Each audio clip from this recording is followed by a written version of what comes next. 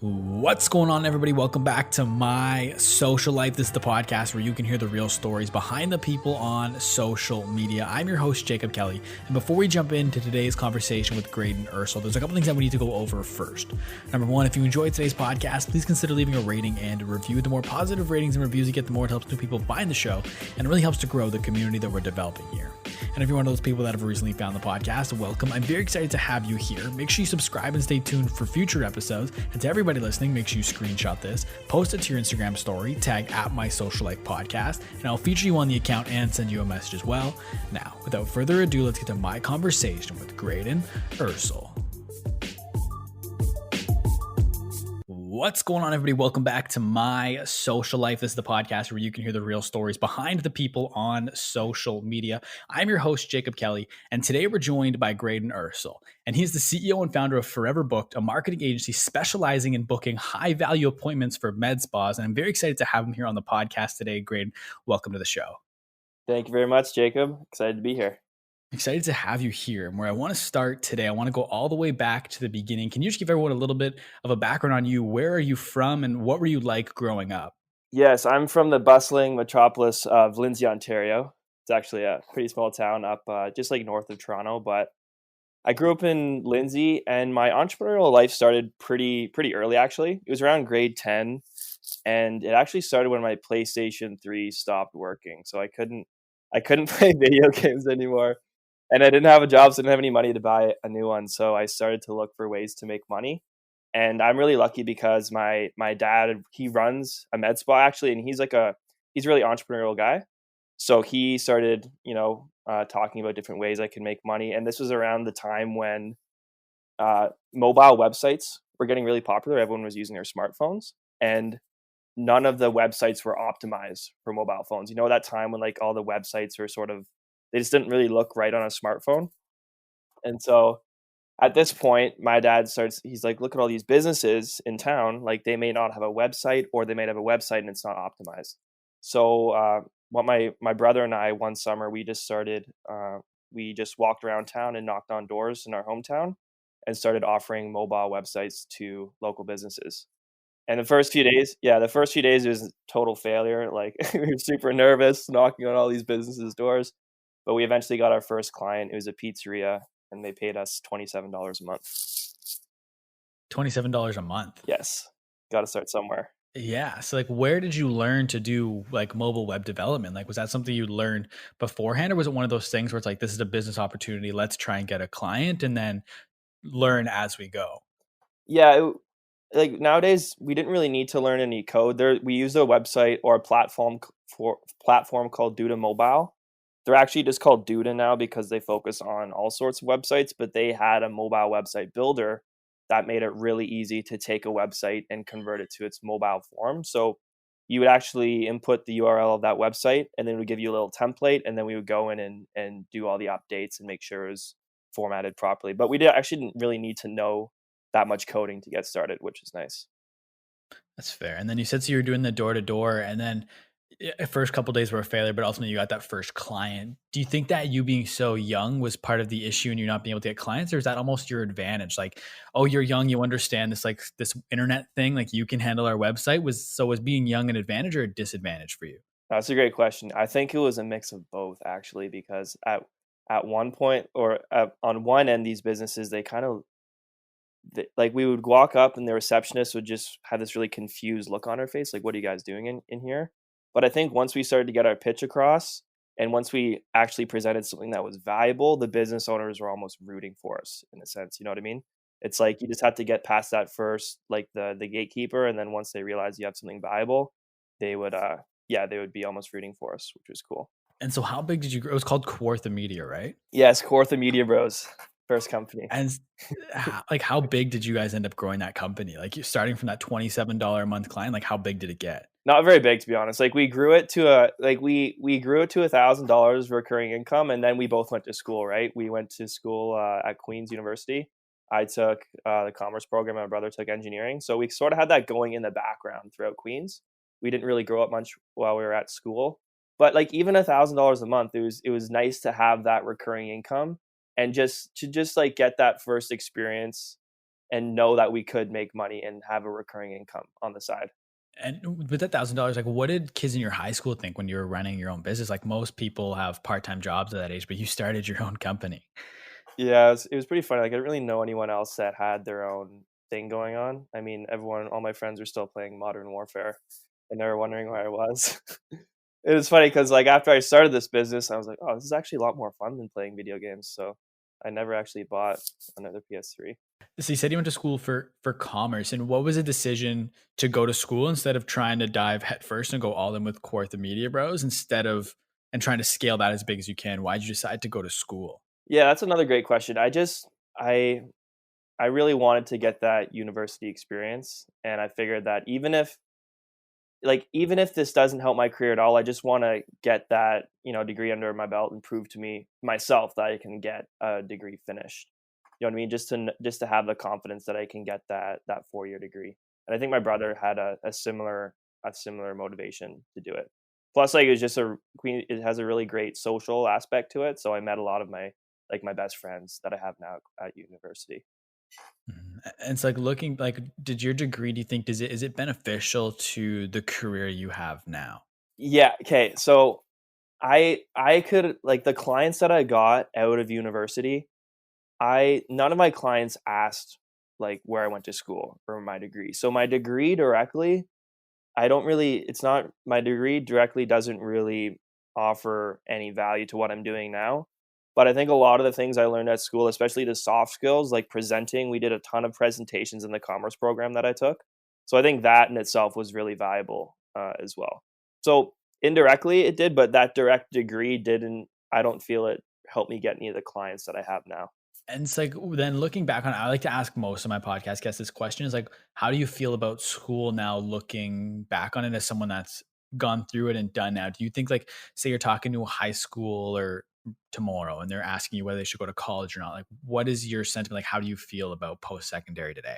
Honestly, I feel I don't wanna, like, discourage anyone from going to college, but I feel like if you do have something that you're really passionate about and you have a lot of momentum, like, in high school, I say if like, that's like, the younger you are, the better time it is to take a risk, right? If you don't have any, like, family obligations or any debt or any mortgage or anything, I think you should just go for it and see how far you could take it. I mean, if it doesn't work out, you can always apply later, you know what I mean? And I think especially with this whole thing going on, or especially the huge debt crisis in the States and the rise of online learning now, which is being accelerated by this whole virus going on, I think online learning is just going to explode in the next like 10 or like 5 to 10 years. So I think that's another option that's going to pop up. Maybe you won't even have to go to a university. You can start taking some of these online courses, which are so much cheaper than going to school. So I think my opinion right now is that a lot of the value that I got from going to Queens was the social value and a lot of the soft skills I learned from the presentation and actually being in like a physical space with other people.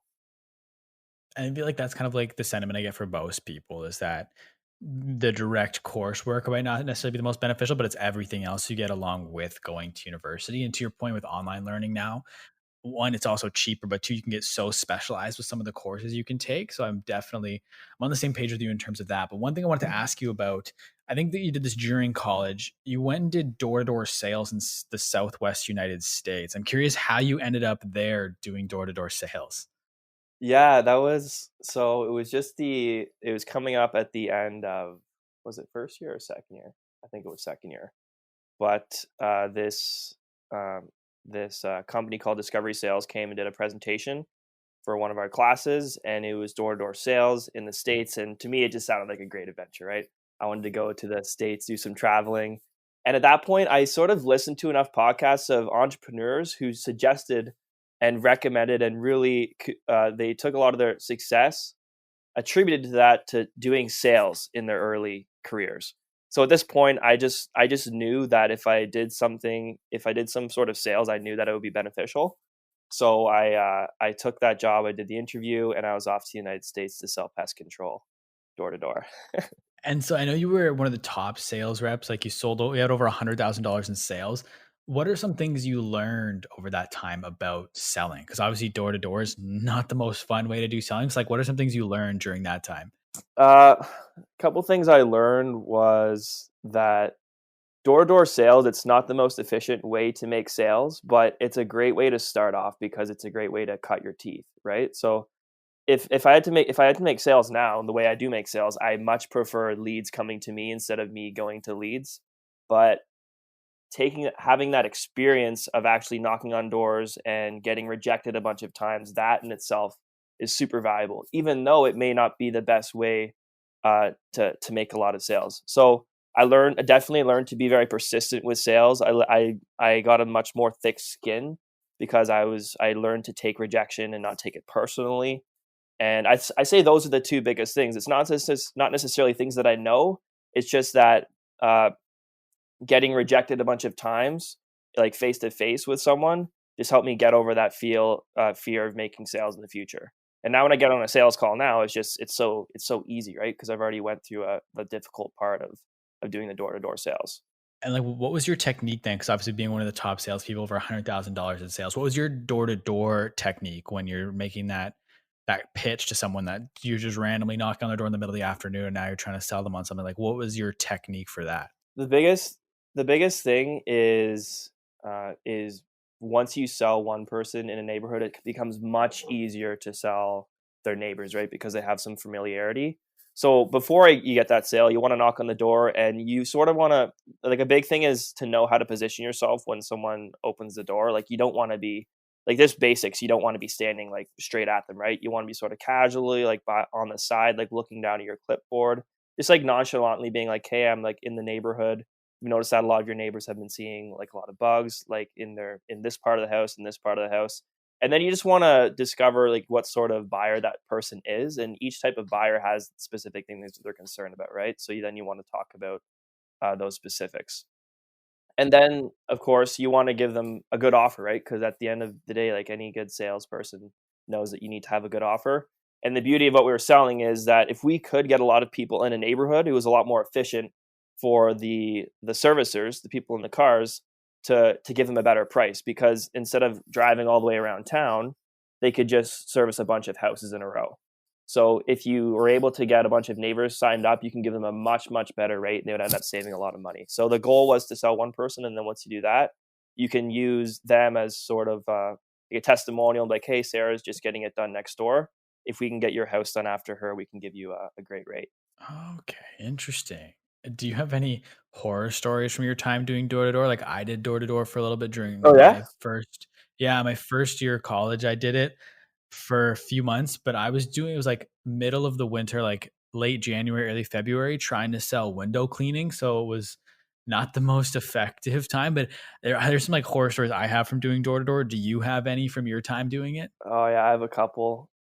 It was we were we went all around. So we started in Denver, in Colorado. We were in California, New Mexico, and we spent a lot of time in Texas, like Midland, Odessa, Texas. And we were in the boonies, right? We were in like some pretty like smaller towns, and like the stereotypes of people having guns on them and stuff. It's not entirely false. Like some of these houses, like just some people had really funny signs on their house. Like we went to this one house, and the sign was no solicitors, and then it says this house is protected by two things: the good Lord and a gun. And if you knock on this door, you're gonna meet both of them. So I actually knocked on that house, and I sold the person because people that have no soliciting signs don't tend to get solicited. So I actually had a good conversation with them and sold them to Best Control. I can't believe you still like were willing to go up there and do that despite their sign. That's crazy. Yeah, maybe I could have. Yeah, it was a bit of a risk, but it paid off. But yeah, like some of these people, some of them, I knocked on one door, and this guy just wasn't having it. He lifted up his shirt, and like he just showed me his handgun, like in his pants, and I was like, okay, have a nice day, sir. Kept on walking. That's so nuts. Like, I Yeah. can't even believe, like, that's so, Yeah. that's just, But I don't want to give that like Texas a bad reputation. The fact of the matter is the majority of the people were actually super nice, and especially if it was a really hot day, people would give you like Gatorades, waters. They're really nice. There was just that the odd person would be pretty sketchy. and then ultimately, when did you start Forever Booked? Did that come as soon as you graduated from Queens? Yeah, that was right when I graduated, actually. So my like I said earlier, my dad runs a med spa. And towards the end of school, I started to get involved with his business and helping him with online advertising, specifically with social media. And as soon as I graduated, my dad he buys like a lot of courses like on marketing and how to just to help them in his business. And one of the book courses he bought was a course called the Profit League. Jeff and Jeff Sammys. They created a course on how to run Facebook ads for local businesses. And so as soon as I graduated, I just gobbled up that whole course, utilized it for his business, got a ton of success using Facebook ads for his med spa. And then once we started getting success in his business, the next logical step in my mind was to offer this to other med spas. And so that's when I started Forever Booked. And yeah, now we have around 20 med spas that we're running social media ads for and generating appointments for. That's awesome. And so I kind of want to walk through the process of what you do for your clients. So when you first get a new client, like what's the first step for you? Is it maybe like identifying where they need help, or like what does that look like the very first thing you do when you get a new client? Yeah, so the first thing we're going to do is obviously set up a launch call. And on that call, we're going to go over what they want to do. And the first most important thing we do is create a really compelling offer that they can not only offer to existing patients, but to new patients as well. And before we run a single ad, the first thing we want to do is run a service called database reactivation. And this is where we're going to tap into their existing contacts to get them a bunch of business up front and get them a bunch of cash flow right away. Because the natural thing to do is to run ads right away. But when you work with any local business, especially if they've been around for any amount of time, they usually have a database of leads and customers that they haven't really thought of reaching out to. And that's usually a huge undervalued asset that if leveraged correctly, you can get them a bunch of sales right away. And so what we do is we use a platform that we use to text message these people. So we get that database of people, and if they have mobile phone numbers, we'll text them that offer that we thought of on the launch call to get those people in. And that using that method, we're usually able to get these med spas a bunch of appointments booked right away, and that usually pays for the money that they paid us. So we get them an instant return on their investment, and then we can use that money and then reinvest it into then running the social media ads to get them new patients. I was going to say that's so smart because a lot of, especially like Facebook ad agencies with small business, it's the hard part of like putting up that money up front. But what you guys do is super smart by bringing in money for them that doesn't cost any money for them. So they're not running ads or anything. They're just using this texting platform to re-engage their existing customers. That's super smart. I want to talk more about that, about what you do when you send that text message. So I saw somewhere that you sent out a text message to 100, one of your clients sent out to 100 people in their database. You got a 44% response rate, not just open rate, like 44% response rate. And then of that, a 13% conversion rate. Like, what does the message for that look like where you're getting a 13% conversion rate off a text message? Yeah, so that was one of our first clients we ran that to, and that was one of our best case studies. And so the messaging with text message, this is really important to get the messaging right, because what most people do is they treat text message like email, and they send out this really long, boring text message, right? But if you're gonna text someone, you have to come across like it has to be casual, it has to be conversational, it has to be friendly. And people they want to talk to another person, right? Not just a business blasting, 100, 1,000 people. And so the text message, all it is says, "Hey, first name, it's so and so at this business. Today we're giving out a couple gift cards for $50 off hydrofacial. Would you like one?" And that's all it is. You're just letting them know that you have some gift cards that you're giving out, and then ask them if they would like a gift card. And then you just wait for the responses, and that's where we got that 44% response rate. That's awesome. And so like for the personalization stuff, I'm sure with your texting platform, you could just put like insert first name essentially, and it just auto populates that for every single message you sent. Yeah, you just use a merge field, and then it fills out the first name.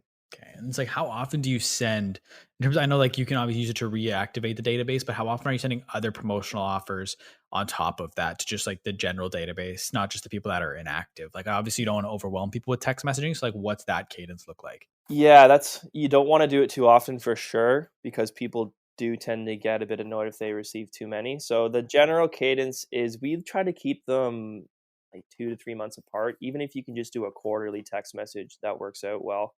And the cool thing about it is if you have a large enough database, you can be texting continuously, right? So let's say you have a database of 3,000 people. You're not going to send those out all at once because the business is just going to be inundated with appointments, too many at one time. So what we do is we split it up to 100 to 300 messages a day, depending on how responsive that list is. So you could send out 100 messages a day for a month, and by the time you get to the end of that month, you're at the end of the list and you can start over again. So instead of getting a bunch of appointments right away, it actually creates a continuous flow of leads coming in. Oh, true. Okay. And then so is there any like legislation or anything you have to worry about when it comes to texting? Like I know with emails there's Castle and stuff like that. Is there anything on the texting side that you have to worry about? Yeah, it depends. It depends like on where you are, like Canada and US and even different states have different rules, but the most important thing is to, first of all, don't buy any databases. You don't want to purchase a database of leads. You want to use leads that the business has.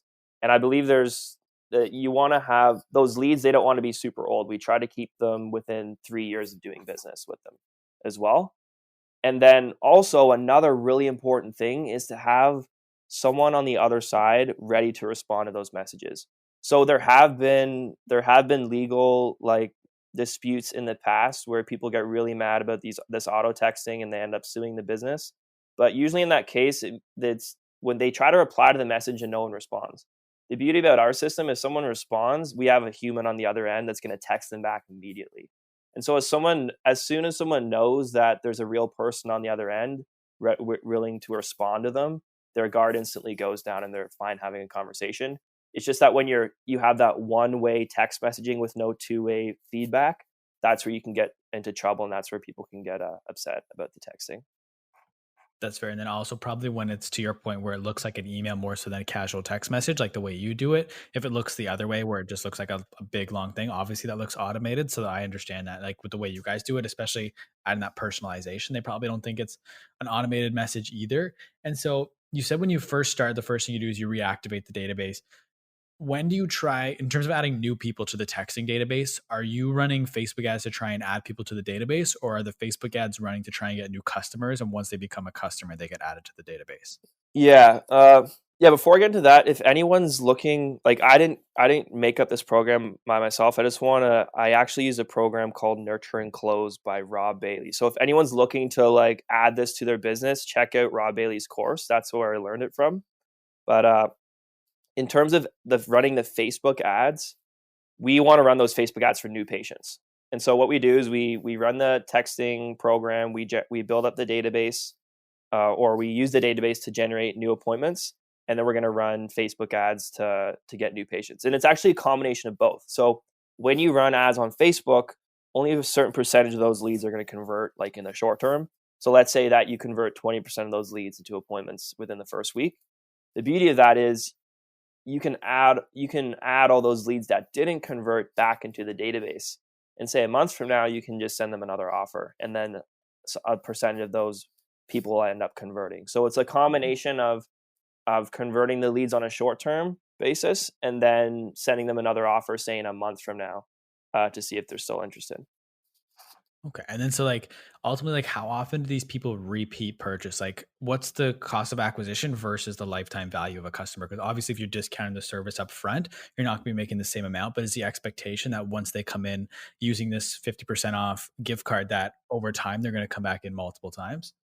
Yeah, like that's a great question, and honestly, it varies so much per by like business to business, med spa to med spa, and that's what we also try to do with our service. We try to help the business out with the back end as well, because I think what a lot of people try to do with Facebook ads and social media ads in general, they try to use it to sell their big high ticket treatments right off the bat, and that's really hard to do, right? You need to develop a relationship with them first. So our general strategy is to create an offer that's an introductory offer to get them in right away, and then we want to create another offer once they're in the clinic to get them back a second time as well.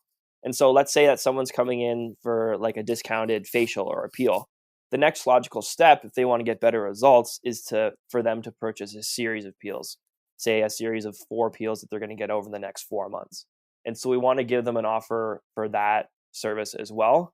And then by that point, it's a lot of times up to the business, just being a good business, taking care of their customers, doing a really great service, and just treating their customer well. And the better they do that, the more they can spend to acquire them because that person's going to stay longer. But to answer your question about like the lifetime value of a medical patient for a med spa, like it can be anywhere from 500 to tens of thousands of dollars. We actually did an analysis on my dad's business about a year ago. We looked in his QuickBooks account and we went through we wanted to figure out who his top paying customers are. And he's been around for like over 10 years, 10, 15 years, or maybe over 15 years. His top patients she spent over $30,000 in his office just on treatments. Yeah. So like the lifetime value for some of these customers can be really high because they're coming in on a regular basis and they're getting these treatments done, and the treatments aren't cheap. Some of them are quite expensive. And so back to the thing you were saying where, so obviously you send them the introductory offer with the 50% off gift card. And then after that, you give them another offer. This might be a bit of an obvious question, but I want to just kind of give that context to the listener. What's the thought process behind discounting twice? So give them the first discount and then a second discount. Is it just because that you've noticed the second discount makes them more likely to purchase again? And once they've come back for multiple visits, they're more likely to become a long-term customer versus if they just come in the one time off that first offer? Yeah, it's the more times they come in, the better chance they're gonna stay, right? And so the work's like you want to have an offer to bring them in, but the work's not done at that point. You wanna bring them back a second time as well. And so that's why you want to discount an offer when they come in as well. But the thing about discounting is you need to do it right. I feel like there's a lot of indiscriminate discounting that goes on. Uh, Discounting that people are just discounting all their treatments across the board with no real strategy for why they're discounting that treatment. Like you want to be strategic about which treatments you discount because there should always be a reason behind it, and it should be trying to accomplish something, right? Because what I find is that when someone's loyal to a business, they're not necessarily always looking for discounts. They're willing to pay the full price, but just to incentivize them coming back a couple times to improve their relationship, we recommend putting together some good offers to get them to come back. And so is usually that second offer like building off of the first offer? I think you said that earlier. So it's like the introductory one is like a basic thing. And then the second discount you offer is like almost like the next step in the treatment process. Is that kind of how you strategize your discounting?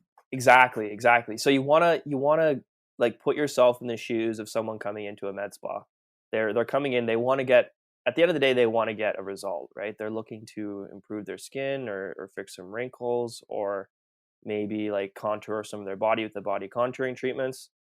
You wanna you want to give them a good initial experience to just sort of give them a taste of what that med spa is like and make sure they actually like the staff and they like the ambiance of the place and everything.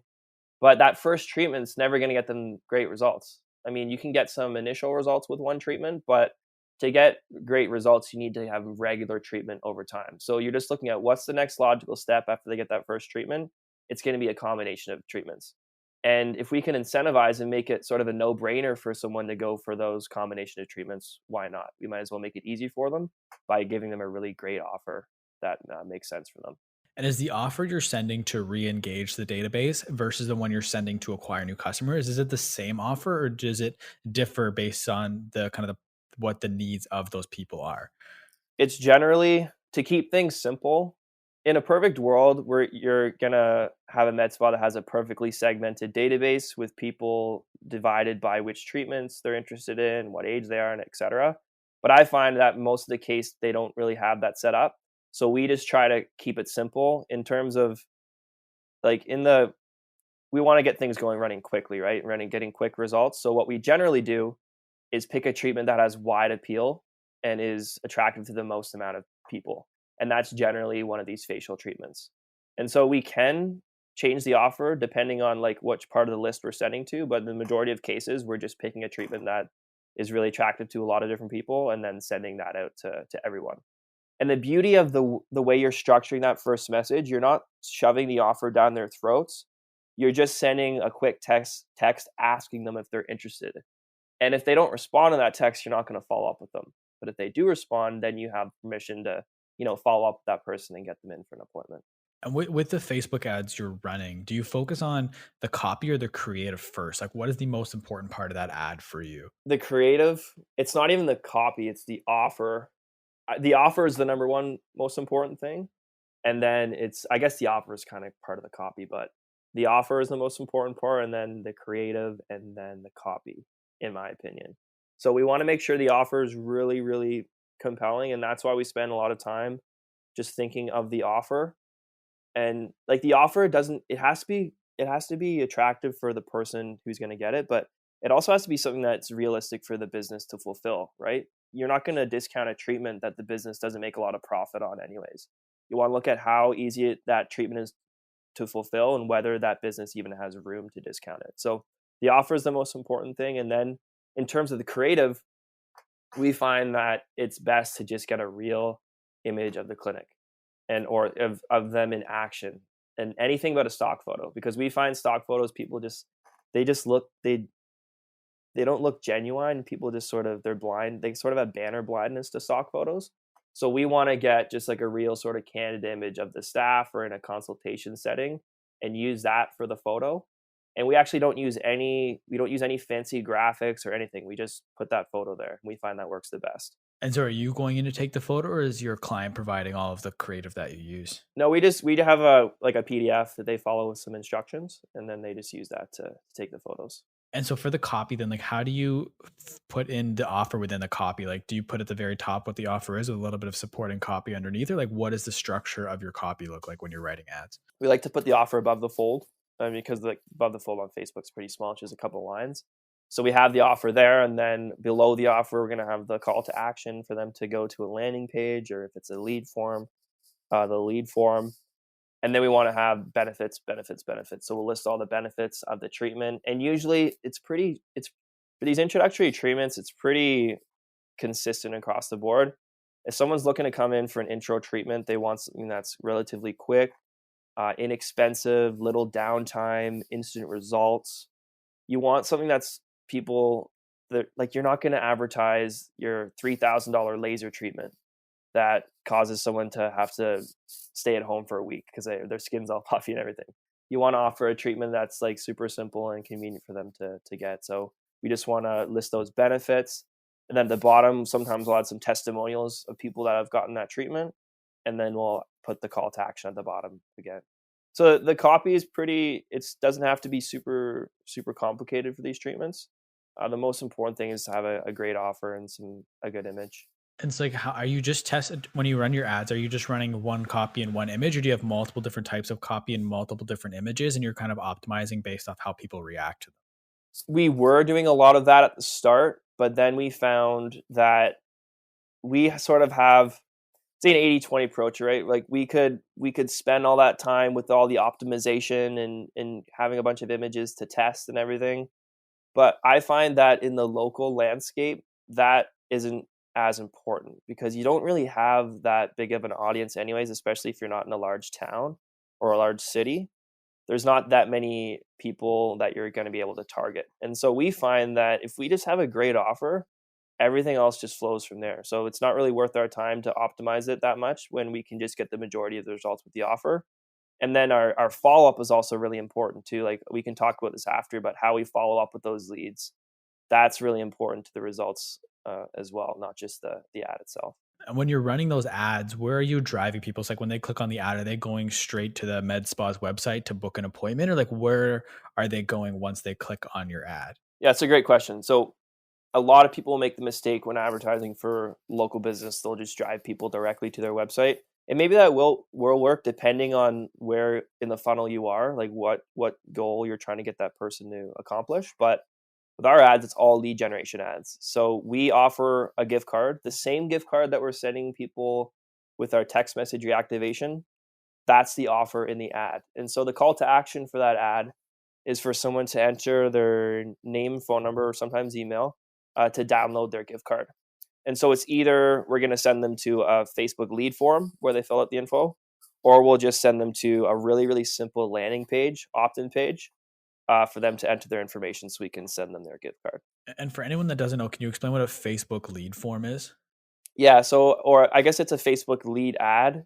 Facebook, like if you're going to generate leads on Facebook, you can either direct someone off Facebook to a landing page to collect their information, or Facebook has what's called our Facebook lead ads, and they have like a native form embedded right in their platform, and so people can opt in and enter their information without leaving Facebook itself.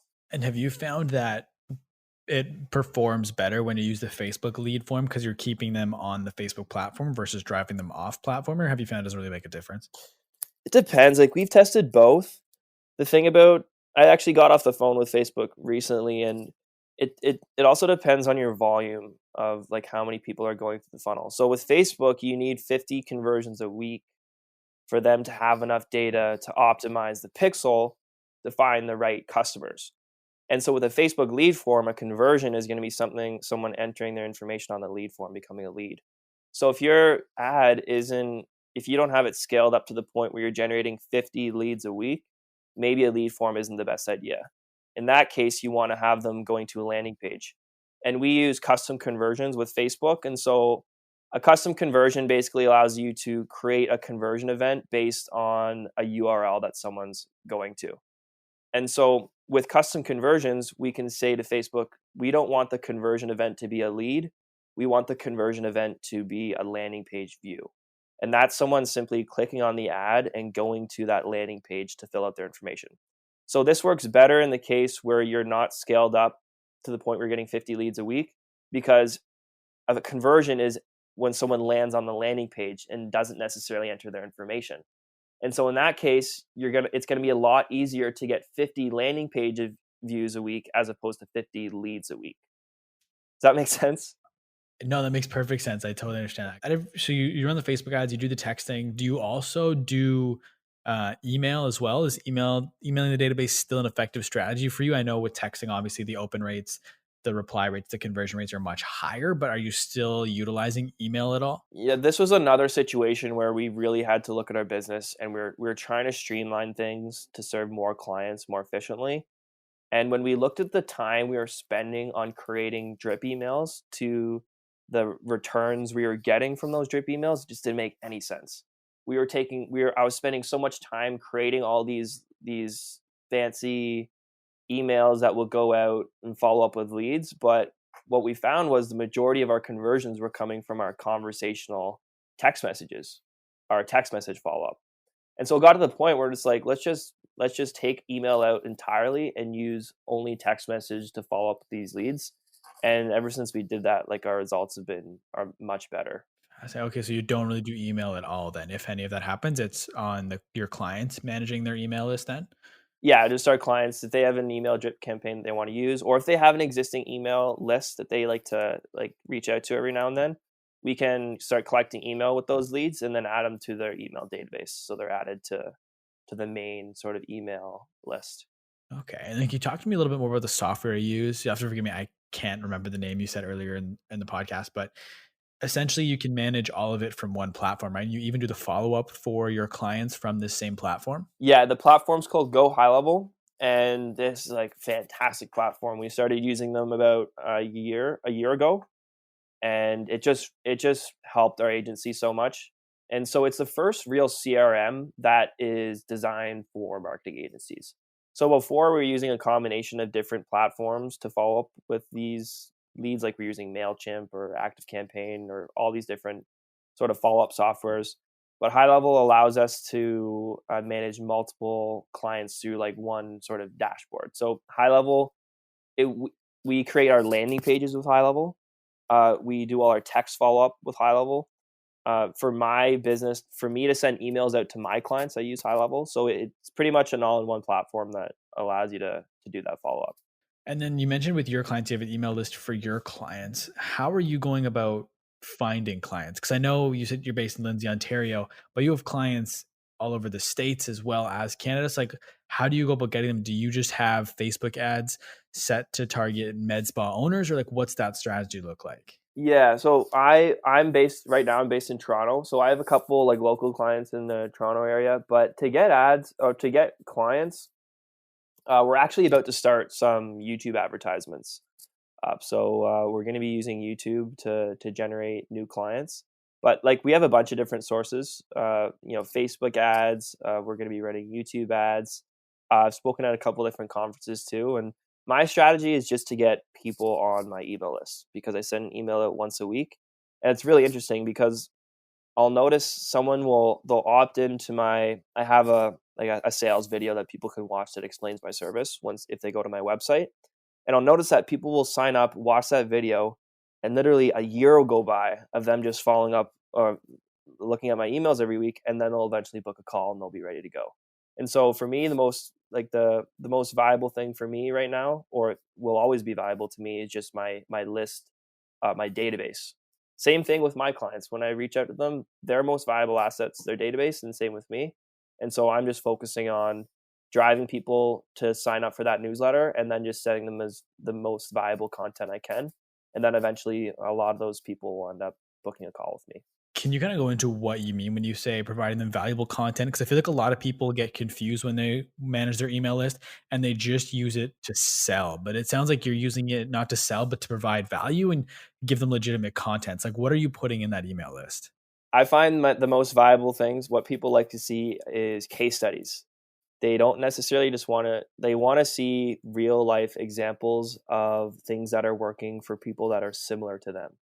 So if I'm a med spa owner, I want to see case studies of other med spa owners that are having success in different areas. So whenever I have a success with one of my clients, I interview that client and I send that out to my list, and then I communicate with my list. Okay, why is this person having success? What went into them getting those results?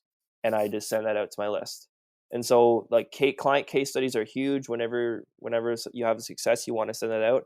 And I feel like a big mistake people make is they try to hold things back because they're going to think, oh, like I don't want to give away my secret sauce or everything, right? But my philosophy is, if you can give people a lot of great value for free, they're going to think, okay, if I'm getting this for free, imagine what their paid service is going to be like. And so I want to give them as much value as I can. And then I want like my goal, I want people to have success without even signing up for my service. I actually had this one case study of this girl, of this med spa owner out in Seattle, and she watched my case study videos on YouTube, and I walked through how I created success for a client. And she went out and she was paying her agency $2,000 a month and getting no results. And she started implementing what I set out for free on YouTube, and she just followed the instructions step by step, and she ended up getting way better results than she did with her agency. So I love seeing stories of people who see that content and just implement it. And now she's a client of mine now. So she got results with the free content, and now she's a paid client. That's awesome. And then part of too with you giving away all the information for free. Yes, they can do it like that one client in Seattle, but more often than not, I'm assuming these people are very busy and they don't have time to be managing and doing the follow up. So even if you're giving it all away for free, it might to them be like, well, that's a lot of work that I don't want to do, and they just reach out to you anyway. So I guess that like giving your info, so it's not like you're giving it away for free and losing all that clientele. It's actually benefiting you, which again is another thing I think people don't realize, where they try and keep all the best information for themselves, but then people might not necessarily understand what you're providing. Exactly. Yeah, and I think that's a great philosophy to help people out. It's like get them a result before they even start working with you. And then I think that's just a great way to look at doing business in general. And talk to me a little bit more about your YouTube channel. So was the intent behind it when you created it literally just as a place to host those videos of you doing those testimonials with your clients? It started out, this was back when I was living with my parents. Like I had a little basement office and I didn't have many case studies at that point. So at that point I was just creating what I thought would be good content for med spa owners. So I just like to read a lot of business books, and what I'll do is I'll take what I read in those books and just apply it to the medical aesthetic industry. So I'll read these books and then I'll take those principles and say, okay, how does this apply to my industry? And then I'll send that out as a YouTube video. And I also send out because I'm always experimenting with my dad in his clinic, so I'll take what we're doing in his clinic and share that with people as well. This might be a bit of an obvious answer again, but you're doing these videos, you're not getting like thousands of views or anything, but you're still putting videos out. Like, why is that still important for you to be doing it, even though you're not getting tons of views? Yeah, that's the thing. I feel like a lot of people could be discouraged by that if they don't have a lot of views, but especially in the B2B space, there's not like a huge pool of people that are going to be interested in my videos anyways. Like it's pretty niche what I'm doing, right? And so there's not a lot of people watching it, but the people watching it, they're getting a lot of value out of that, and a lot of those people end up becoming clients. And for me, like a client's worth a lot of money, right? It's not something that's just buying like a little widget. There's less people that are buying, but those people are a lot more value. So like I just put out a video a couple days ago. It got 36 views. I was like, oh, that's great. That's 36 med spa owners that could be getting value from this. So I see that as still like a pretty good impact. Again, like, I think that's an important thing for people to take note of is the fact that when people like it's not how many people watches your content, it's how many of the right people are watching your content, which I guess is like the philosophy behind your video. So ultimately, like when you put these videos out and you get somebody on the phone, like what does your pitch look like? Do you even have a pitch really, or is it they've seen all this content through your email list, they've watched your case studies and testimonials on your YouTube? Do you even have to sell them at that point when they call you, or is it pretty much like they're already sold based on the content you're producing? Yeah, those people that have been around for a while and are familiar with my content, they don't need much selling at all. But let's say that someone came in through a Facebook ad and they're still kind of cold, those people will need, it's not necessarily more selling, it's that I just want to make sure they know like there's some context to the call. So I always want to make sure people watch like my main explanation video that explains the service. And then after that, it's just a lot of like diagnosing, understanding what they actually need help with. Because in a lot of these cases, my service is it's a niche service, and my service is also very specific. I'm not providing like website design and all these different marketing services. It's very specific service. So I just want to make sure that we're a good fit, and then that business owner can actually benefit. And then if that's all good, if we're a good fit, then I start to go into okay, explaining how it works and the pricing and everything. And like with that in mind, with you being a niche business, a lot of people might hear that and be like, well, you're limiting yourself. But how has it being a niche and so specific benefited your business? Oh man, this is something that I've actually just started noticing a lot recently. I've started to notice the benefits of sticking with a niche for an extended period of time. You just get a lot more opportunities that open up.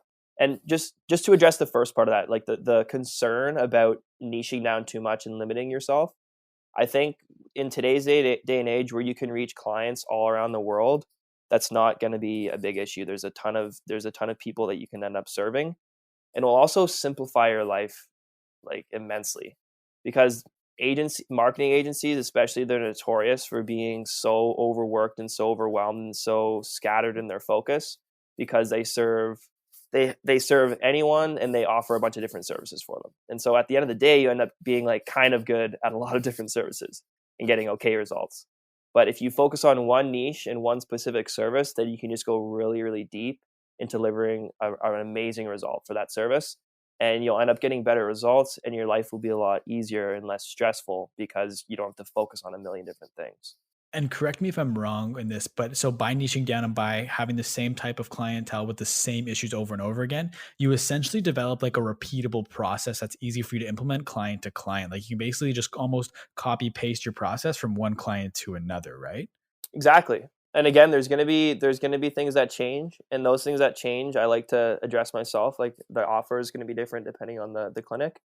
But ideally, like every time we have a new client, we're improving our template, and the template just gets better and better with each client.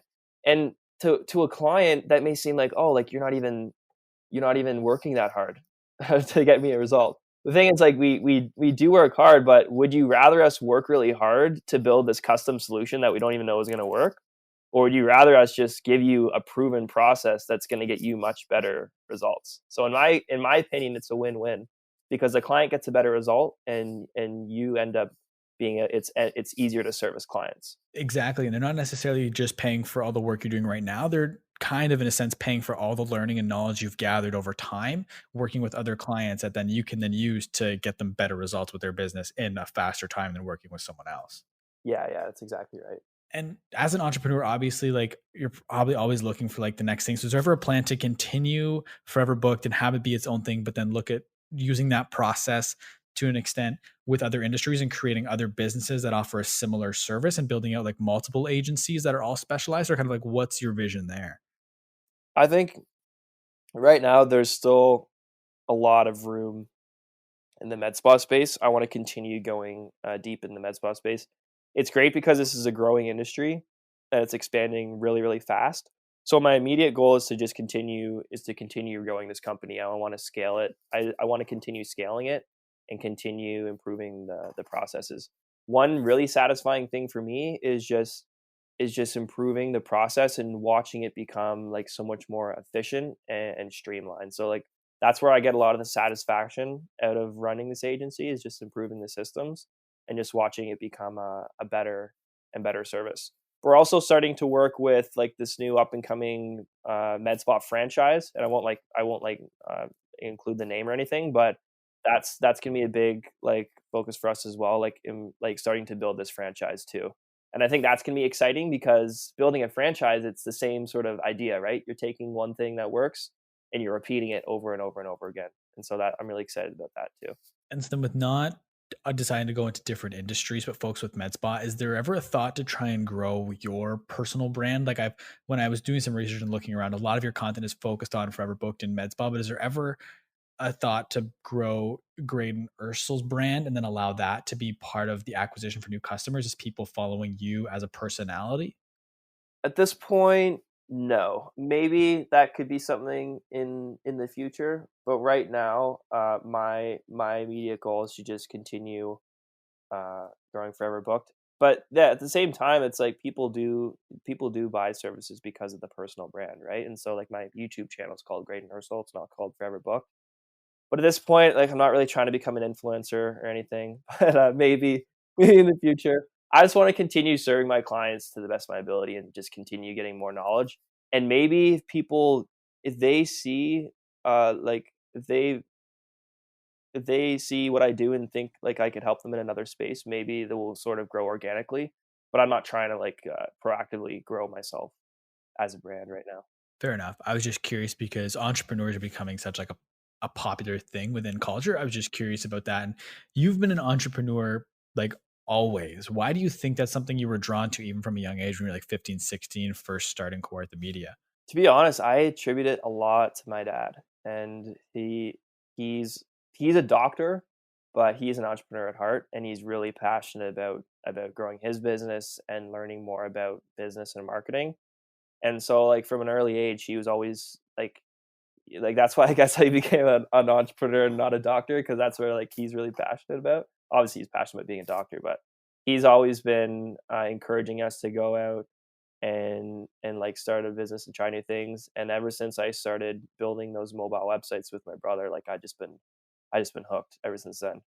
And like at this point, I can't get a job. I'm too deep in this to actually get a job. Yeah. And so how many people are working for you like on your team? Yeah, it's a pretty small team right now. It's my brother, and we have a full-time assistant that's working for us right now. So we'll probably expand. But the beauty of this is like so much of our systems are automated that we don't need a huge team to serve a lot of people. I'd actually prefer staying like keeping a small team and just having a really efficient service with high profit margins, as opposed to growing like a huge bloated agency with a ton of clients. And so how like is there still an aspect of establishing a company culture even with such a small team? This point, not really. That's something that like obviously want to get some more expanding, get some more employees. That's something that I'll have to look into and research really quickly. But at this point, not really. It's just most important thing is just like is communicating a lot with our assistant, like making sure she's happy. Like she is a family of three people, or she has like two kids, so it's important to keep her happy, make sure she's getting paid well. And so that's the most important thing. And I want to talk about how you have gone about navigating the whole coronavirus situation as someone whose business is dependent on his clients getting in-person visitations for the most part. And so there's a couple things I went through and I read your full Facebook post that you made, and I watched your YouTube video about quarantine safe marketing strategies. So I kind of want to talk about both of those things. And the first part is with that Facebook status that you made, you said that you spent like the week prior listening to advice from old school entrepreneurs, ones that had survived and thrived through one or more economic downturns. Before we get into MedSpa specific, what are some things that those old school entrepreneurs taught you or different takeaways you had after speaking to them? Yeah, like a big thing was one of the biggest things is taking care of your existing people.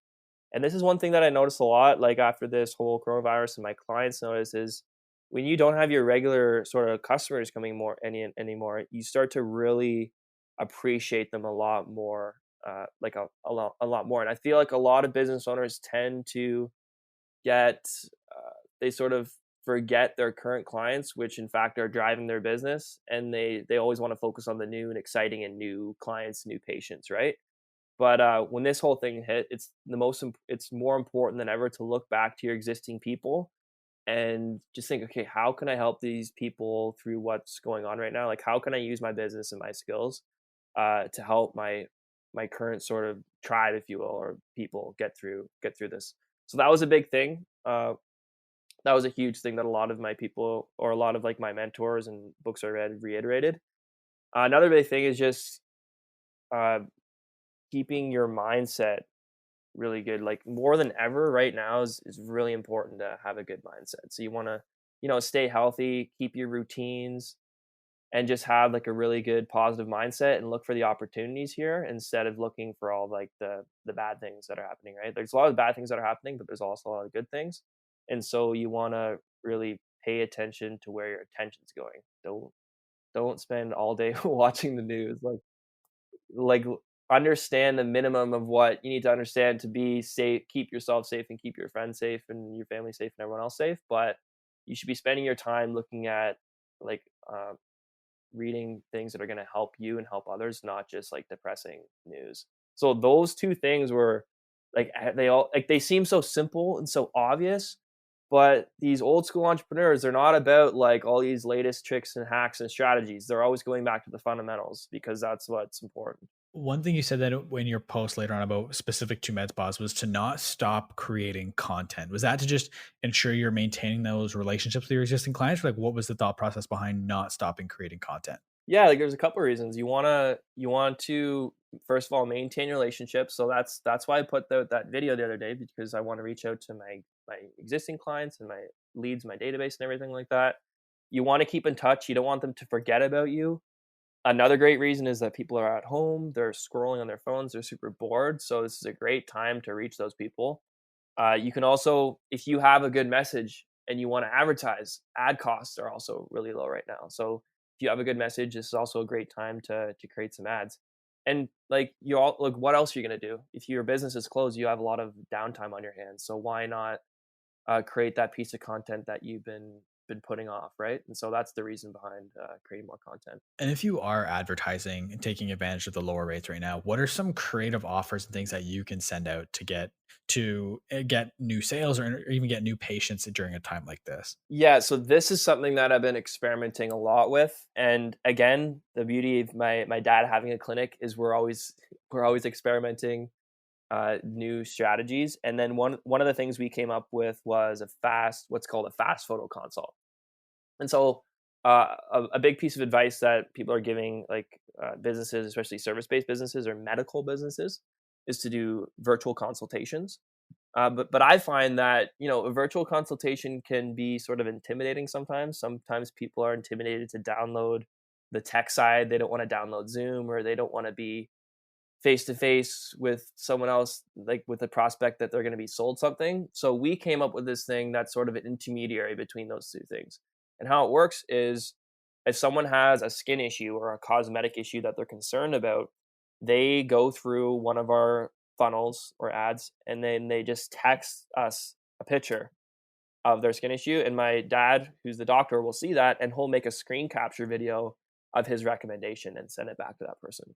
So they're still getting that instant. They're still getting that instant feedback on their skin issue, except it's not as intimidating for them, and it's easier for them to get feedback.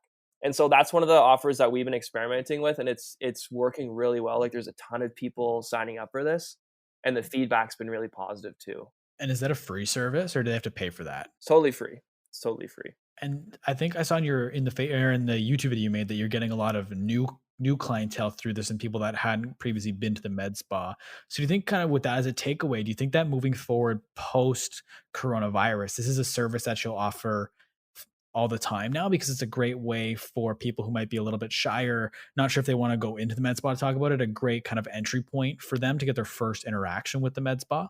Yeah, absolutely. I mean, one of the comments that was made was, "Oh my god, I was this issue annoyed me so much, but I never had the time to get off my butt and drive to the clinic and do a consult. And this was the perfect way to get that done." And so I definitely think this is going to continue. And this isn't like I think this is happening everywhere around the world. There's all these new innovative services that are coming out now because of the coronavirus. And then after it goes away, these things are gonna stay because some of these solutions are actually better than the original status quo that people are used to. And the final thing that I want to ask about in terms of the coronavirus, I think this is the most one of the most important things I took away from both the Facebook status and the YouTube video you put out is to be a leader and not a victim. Can you explain what that means and why this is so important? Yes. So I think if as soon as you start a business, you made the decision to be a leader, right? You're a leader to your clientele, your customers, your community. You're stepping up and saying, "Look, I'm going to take responsibility for all my actions. I'm going to create my own business." And so in times like this, I think it's more important than ever as a business owner to view yourself as a leader and not a victim. And I feel like a lot of like I f- it's sort of easy to misinterpret this, but I feel like as a small business owner, a lot it's easy to sort of view yourself sometimes as a victim. Like the government is supported by small businesses, so I should expect the government to stay afloat. And like I know it's really important to support local business, and local businesses really make the world go around. But if all local businesses have the mindset of becoming a leader and not being a victim, I think that just helps everyone. It's just a good sort of outlook to have. Does that make sense? No, that makes perfect sense. And in the YouTube video, I think you said it was like instead of asking for people to buy from you because you're a local business and you're struggling right now, create that offer that makes them want to buy anyways because they're in a mindset of wanting to support local, but don't try and like ask for this. Can the sale find a way to make an offer that makes them want to buy without you even having to ask? Yeah, and I feel like that's I feel like a lot of like people or local businesses are making the mistake of using the support local as a sales message in and of itself. We have to remember that like people are people and they're going to buy things because they see value in it, not necessarily because they want to support someone. That may be something that supports their buying decision, but it's not going to be the only reason. And so like at any point in time or especially now, you should still make sure your offer is compelling and give people legitimate reasons to buy from you. And then of course they should buy locally because that's a good thing to do. But I want to ask long term, like what are your long term goals like post coronavirus, even like 5, 10 years down the line? Like what's that like the thing you're working towards long term? The thing I'm working towards long term is honestly just I want to build this agency to seven figures, and that's my long term goal. And I yeah, just really want to focus on building that up to that size. And after that, who knows? Maybe I will transition to another industry or another niche. I'm obviously passionate about serving med spas, but what I'm also passionate about is just the whole field of like anti-aging and self-improvement and the different technology that surrounds that. And so I think in the long term I can see myself maybe working with businesses that are in that space or maybe starting my own business in that space. But what really drives me forward and I'm really excited about is the whole, you know, like anti-aging and the self-improvement and even the biohacking side and where technologies are converging to make that possible. So I think down the road, and I'm lucky because in med spas it's sort of the med spa industry does sort of bleed into the anti-aging like self-improvement industry, and so I think that will be a really like logical next step for me. Interesting. So you're saying like almost like creating your own product within that niche and then leveraging your own agency that you already have to market products like this and leveraging your agency to then promote your product and create a product that way. Yeah, like maybe not even a product. I don't it's not super like I haven't really defined it that clearly yet, but that's the like if you run an agency, like you're developing so many great marketing skills that it sort of sets you up in a great position if you do want to create your own company. And I just finished reading this book. It's called The Future is Faster Than You Think by Peter Diamandis. And he's like a futurist guy, and he just talking about all the cool technologies that are coming down the pipeline. And after reading it, I'm like, oh, this is just too exciting. I need to like participate in this coming wave somehow. You know what I mean? Yeah. And so you mentioned reading and stuff multiple times. Like, how often are you reading books, and what are some of the must reads, like the ones you recommend? So I like to read. I like to read in the morning. This is my favorite time to read. Like first thing, it just gets me sort of excited to start the day. But in terms of books, I think people should read. Start with like the classics and like the basics. What I really like in terms like mindset books, the book Psycho Cybernetics is really good by Maxwell Waltz. This is a book on like how to create and how to it's about like how to create your identity and sort of and how that's going to support your business. I mean, if you don't have a good self image of you becoming a successful entrepreneur, it's gonna be hard to make that happen. Like books like Think and Grow Rich by Napoleon Hill, like that's a really good mindset book. Right now, I'm reading a book called The Sticking Point Solution by Jay Abraham, and he's like a legendary marketer. And this book's all about how to like improve your business, especially in tough economic times. So I'm reading this book. It's all about how to survive and thrive when the economy's down. So I would recommend people check out that book too. It's like especially relevant right now. And you said you read in the morning. What is that like do you have a full morning routine you usually try and stick to? Yeah, the mornings are important. So like I feel like if you have a good morning routine, like the rest of your day is gonna go pretty well. So like I'll wake up, I'll do some like meditation first thing. Doesn't always like end very well. Sometimes it's I'll try to be consistent, but just hard to do. It's a hard thing to do to have like a good meditation session. But I'll try to do that first thing, and then I'll just like sit down, have like coffee, and then read. And then after that, I'll try to do like creative work or some like content production.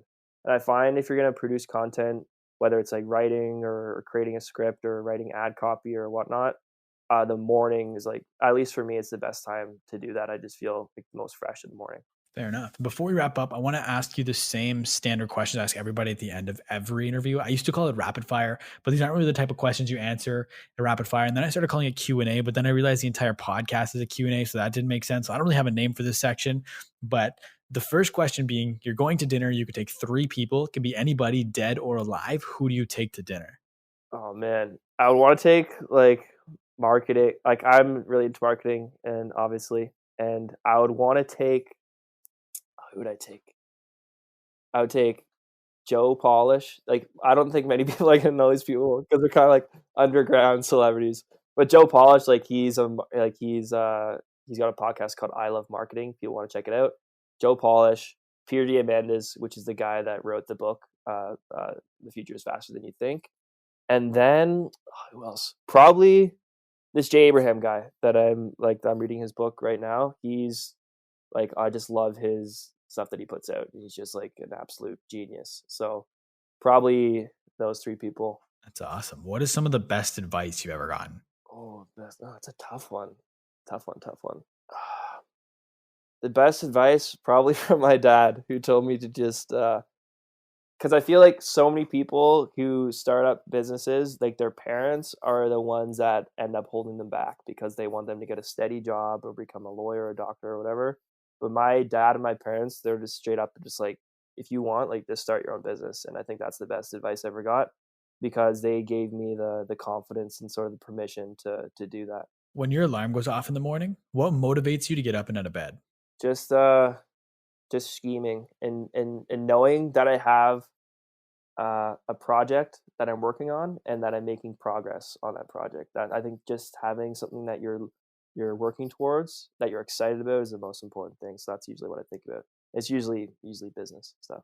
What's one thing about you people wouldn't expect? I think that I just told you on this podcast, but I think that I meditate like a lot. I've been doing that for like 4 years, and not a lot of people would know that because I do tend to be sort of like ADD.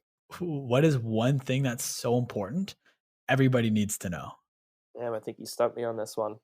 Uh, I think one thing that's super important that everyone needs to know is is the concept of creating a positive a self-image for yourself that's going to help you on whatever you want to accomplish. Because a lot of people think they have like a certain goal or something that they want to accomplish, but they have these sort of negative or bad like programming in their mind, whether it's be created by when they're a kid or through teachers or parents that are sort of subconsciously sabotaging them from doing that. So I think the most important thing that people don't realize is that the first thing they need to work on is creating a positive self-image for themselves, which is why that I recommended the psychocybernetics book.